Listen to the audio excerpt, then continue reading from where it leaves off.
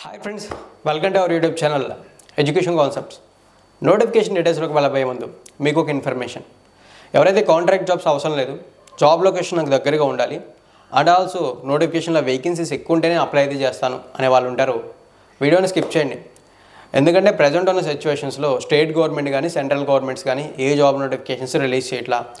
In case release చేసినా సరే vacancies చాలా తక్కువ మంది ఉంటున్నాయి, ఆస్పిరెంట్స్ అనేవాళ్ళు చాలా ఎక్కువ మంది ఉంటున్నారు.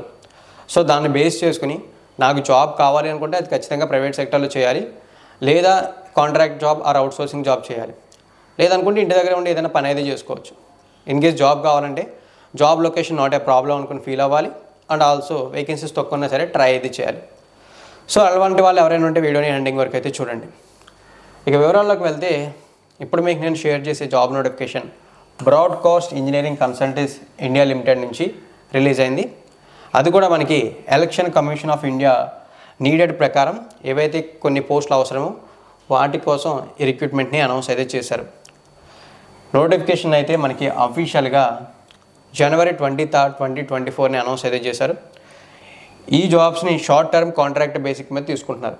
సో ఇక్కడ మీరు షార్ట్ టర్మ్ కాంట్రాక్ట్ బేసిక్ మీద ఈ జాబ్స్ని గెట్ చేసినా సరే ఇక్కడ మీకు జరిగే వన్ ఆఫ్ ది బెనిఫిట్ ఏంటంటే, మీరు ఏదైతే short term contract period complete అవుతుందో అప్పుడు మీకు ఒక ఎక్స్పీరియన్స్ సర్టిఫికేట్ అనేది ప్రొవైడ్ చేస్తారు. ఆ ఎక్స్పీరియన్స్ సర్టిఫికేట్స్తో ఫర్దర్గా ఎటువంటి రిక్రూట్మెంట్స్ జరిగినప్పుడు మీకు జాబ్స్ వచ్చే అవకాశం ఉంటుంది, ఎర్లీ యాక్సెస్ అయితే ఉంటుంది మీకు.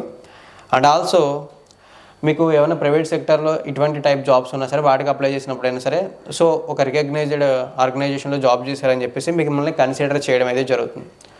సో అటువంటి బెనిఫిట్స్ కావాలనుకుంటే కొంత టైం స్పెండ్ చేసి ఇటువంటి జాబ్స్కి ఏదైతే ట్రై చేయాలి. ఇంట్రెస్ట్ ఉన్న వాళ్ళైతే ట్రై చేయండి, ఇంట్రెస్ట్ లేని వాళ్ళు స్కిప్ చేసేయండి. మోస్ట్లీ మనకి జాబ్ లొకేషన్ అయితే మెన్షన్ చేయలేదు, బట్ ఇక్కడ ఢిల్లీ అని మెన్షన్ చేశారు. సో ఇక్కడ జాబ్ లొకేషన్ ఢిల్లీలో ఉండే అవకాశాలు కూడా ఉన్నాయి. అండ్ ఆల్సో ఎగ్జామ్ సెంటర్స్ గురించి ఎటువంటి ఇన్ఫర్మేషన్ మెన్షన్ చేయలేదు. ఇక వివరాలను చెక్ చేస్తే యాక్చువల్లీ ఈ నోటిఫికేషన్లో 2 పోస్టులు ఉన్నాయి. ఒకటి డేటా ఎంట్రీ ఆపరేటర్, రెండోది multi tasking staff. Data entry ఆపరేటర్కి సంబంధించి 15 పోస్టులు ఉంటాయి, మల్టీ టాస్కింగ్ స్టాఫ్కి సంబంధించి 3 పోస్టులు ఉన్నాయి. వీటికి అప్లై చేయడానికి సంబంధించిన క్వాలిఫికేషన్స్ చూసుకుంటే డేటా ఎంట్రీ ఆపరేటర్కి అప్లై అయితే చేయడానికి ఎనీ డిగ్రీ క్వాలిఫికేషన్ అయితే ఉండాలి, అంటే మీరు డిగ్రీ కంప్లీట్ చేసి ఉంటే సరిపోతుంది. ఇక నెక్స్ట్ కంప్యూటర్ నాలెడ్జ్ ఉండాలి, ఎంఎస్ ఎక్సెల్లో ప్రొఫిషియన్సీ ఉండాలి అండ్ ఆల్సో టైపింగ్ స్కిల్స్ కూడా ఉండాలి. ఈ టైపింగ్ స్కిల్స్లో మనకి స్పీడ్స్ అని మెన్షన్ చేశారు, 35 words per minute స్పీడ్లో టైప్ చేయాలి. అది కూడా ఎస్పెషల్లీ ఇంగ్లీష్ అని మెన్షన్ చేశారు. అప్లై చేయడానికి అప్ టు 35 years వరకు అప్లై అయితే చేయొచ్చు అని చెప్పారు. ఇన్ కేస్ మీకు ఈ క్వాలిఫికేషన్స్ ఉంటే ఈ డేటా ఎంట్రీ ఆపరేటర్ జాబ్ మీరు అప్లై చేయొచ్చు అప్ టు 35 years వరకు. ఇక మంత్లీ శాలరీ చూసుకుంటే ఇవి షార్ట్ టర్మ్ కాంట్రాక్ట్ కాబట్టి అలవెన్సెస్ ఏవి కూడా అప్లికేబుల్ అవ్వవు. మీకు వచ్చేటటువంటి శాలరీ 23,082 రూపీస్, అంటే 23,082 రూపాయలు ఈ data entry operator job get చేసిన క్యాండిడేట్కి పర్ మంత్ శాలరీగా వస్తుంది. షార్ట్ టర్మ్ కాంట్రాక్ట్ అని మెన్షన్ చేశారు కానీ కాంట్రాక్ట్ పీరియడ్ ఎన్ని మంత్స్ ఉంటుందనే దాని గురించి ప్రాపర్గా మనకి డీటెయిల్స్ ఏమీ కూడా షేర్ చేయలేదు. ఇంట్రెస్ట్ ఉన్న వాళ్ళే ట్రై చేయండి. ఇక నెక్స్ట్ మనకి ఎంటీఎస్ జాబ్స్. సో ఈ ఎంటీఎస్ జాబ్స్కి సంబంధించి చూసుకుంటే మనకి 3 పోస్టులు ఉన్నాయి. 10th class పాస్ అయిన ఎవరైనా సరే జాబ్స్కి అప్లై చేసుకోవచ్చు. అప్ టు 30 years వరకు అప్లై చేయడానికి ఎలిజిబిలిటీ ఉంది. శాలరీ చూసుకుంటే 17,494 రూపీస్, అంటే 17,494 రూపాయలు అయితే వస్తాయి. సో ఇవైతే మీకు పోస్టులు, వాటికి సంబంధించిన అప్లై చేసే క్వాలిఫికేషన్స్, వచ్చేటటువంటి శాలరీ డీటెయిల్స్. సో మీకు నా ఎక్స్ప్లెనేషన్ నచ్చినట్టయితే లైక్ అయితే చేయండి. ముందుగా ఒకసారి రిక్వెస్ట్, ఈ జాబ్స్కి అప్లికేషన్స్ అనేవి కంప్లీట్లీ ఆన్లైన్లోనే సబ్మిట్ చేయాలని చెప్పి మెన్షన్ చేశారు.